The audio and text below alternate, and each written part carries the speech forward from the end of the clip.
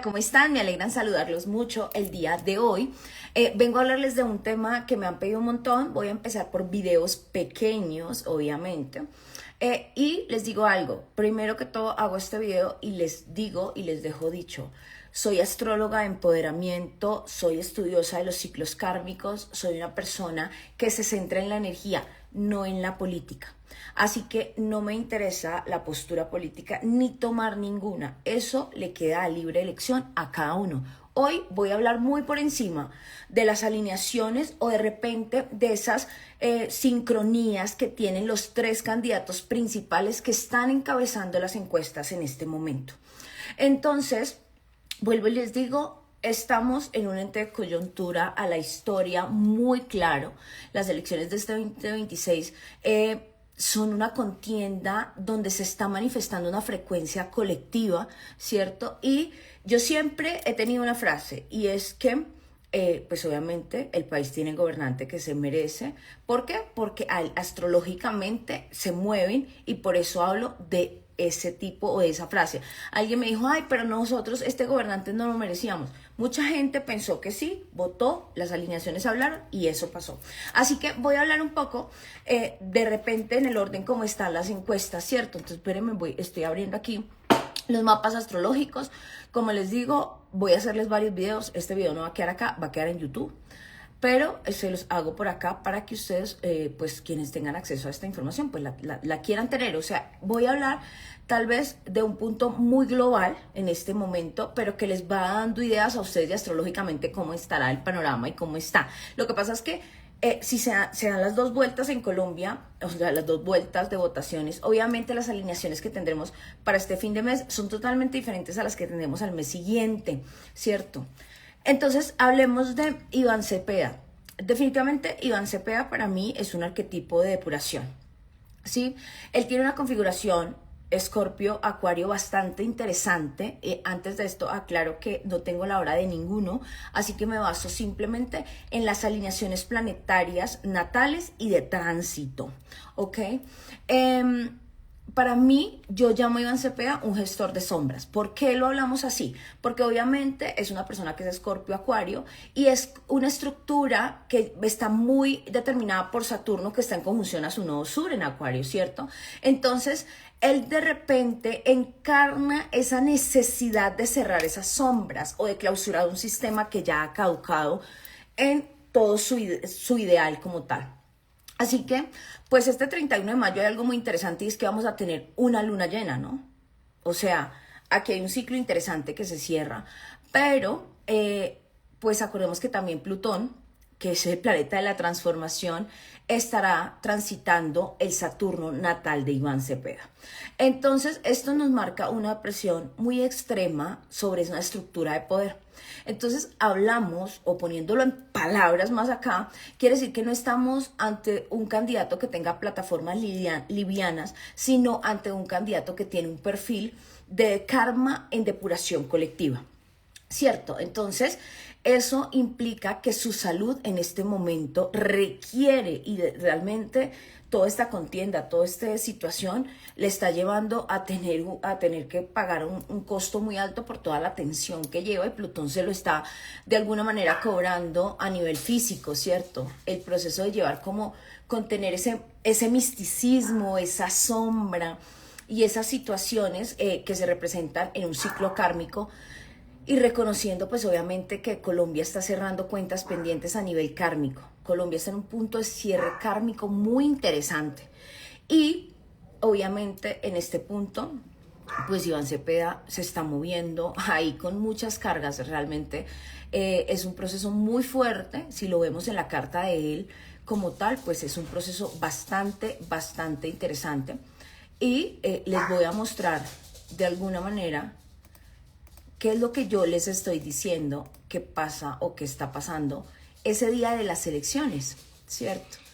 Entonces, el día de la primera vuelta, miren, aquí les voy a mostrar lo que yo estoy viendo y de lo que les estoy hablando. Miren, Plutón encima de su Saturno y su nodo sur, ¿cierto? Entonces, es algo que para él conlleva mucho peso emocional, mucho peso en tener pues como que de alguna manera sacar esto a flote, ¿no? Sacar este punto a flote y pues quien lo analiza de pronto en todo su sistema político, quien realmente se dedica al análisis político como tal, yo me dedico al análisis astrológico, pues pueden entender un poco ese Saturno en conjunción al nodo sur que está en Acuario.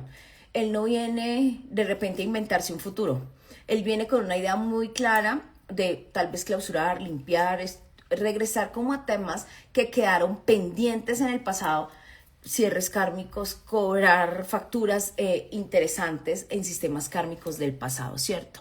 Entonces, eso por el lado de Iván Cepeda, pues es un fin definitivamente de ciclos o estructuras muy rígidas como tal, ¿no? Y que se mueven hacia un ciclo bastante interesante. Ahora miremos un poco a la segunda persona que está en pues en este ciclo, en las encuestas, ¿no? Me estoy rigiendo por el punto de las encuestas. Y ponemos aquí a Abelardo de la Espriella. Abelardo de la Espriella, su carta nos muestra un mecanismo de proyección de autoridad, obviamente. Él tiene un eje bastante marcado, ¿no? Leo Virgo, pero tiene una energía bastante fuerte entre Cáncer y Leo. Entonces, obviamente, de alguna manera, Abelardo de la Espriella es una energía que no se disuelve, se centraliza, ¿cierto? Y su sol en Leo requiere siempre un escenario para validar su presencia, mientras que acuérdense que tiene el nodo norte, está ahí con Marte haciéndose esa danza, ese coquito, y esto revela una naturaleza más enfocada en el detalle, en el análisis, en la crítica constructiva de la estructura como tal, ¿cierto? Además que tenemos el tránsito de Plutón en oposición al Sol en Leo, y esto hace que haya una prueba de fuego de alguna manera en las elecciones para Abelardo de la Espriella. Él no busca armonizar el pasado, él busca definitivamente ordenar el presente, y hay una diferencia ahí muy clara, ¿no? Hablamos de un candidato que viene a cerrar cuentas pendientes kármicas del pasado por sus alineaciones planetarias, y tenemos otro que dice, hey, oiga, hay que ordenar el presente, porque es lo que inmediatamente nos está influyendo y nos está afectando. Entonces, su liderazgo, pues definitivamente requiere, es como si yo lo pudiera poner en otra carrera que no fuera la política, diría que es un cirujano, ¿cierto?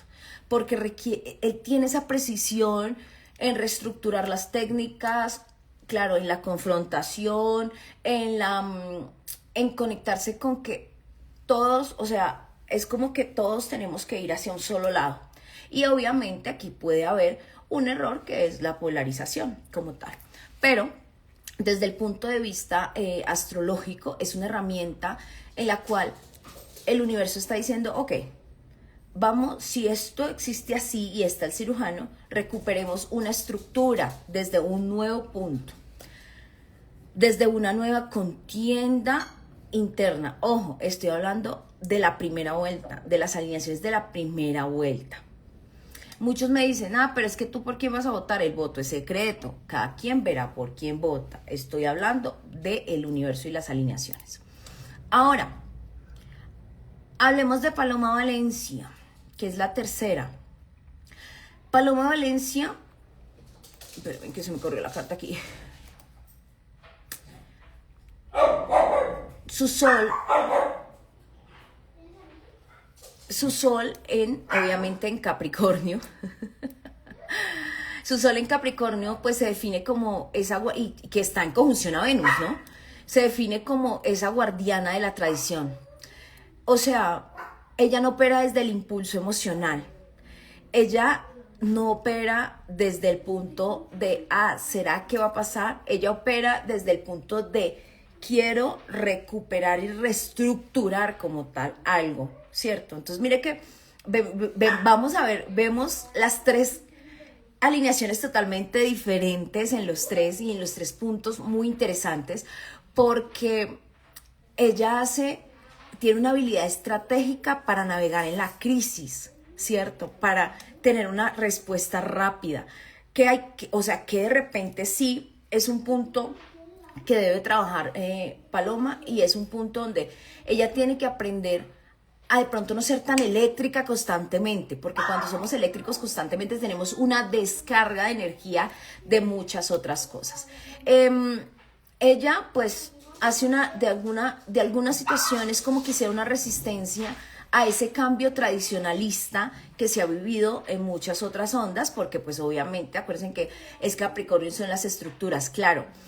Aquí también tenemos que ver que hay alguien que la acompaña y la influencia de su vicepresidente, que es una persona de centro y se proclama una persona de centro, que puede estar haciendo que ella cambie esa parte tradicional y se enganche hacia un punto más futurista, ¿cierto? Así que es un desafío kármico con el ciclo que Plutón está presentando en este momento en Acuario. Es un ciclo kármico para ella donde esas estructuras rígidas están sufriendo fracturas. Y entonces, digamos así que se está permeando toda esa idea de alguien que de repente ve las cosas desde otra óptica, ¿cierto? Entonces, es como que Paloma tiene que aprender que el edificio se puede renovar, aunque la estructura aparentemente sea la misma. Y eso sería muy interesante verlo, ¿no? Eso en primera vuelta. En primera vuelta tenemos pues obviamente esa luna muy fuerte ahí marcada. Esa luna que definitivamente está diciendo, oiga, espérense porque tenemos que movernos hacia un nuevo ciclo. Colombia está en renovación de ciclos, en reestructuración de ciclos, en cambios de ciclos muy interesantes y muy fuertes. ¿Y qué es lo que está pidiendo el universo como tal, el cosmos como tal? Lo que está pidiendo en este momento es una reestructuración y un cambio sistémico considerable de cosas que se han vivido desde los últimos prácticamente 3 años, digámoslo así, para no darle meses y días. Pero este es realmente como el primer video donde me voy a entrar al tema político. Les dejaré los otros a continuación. Chao, chao.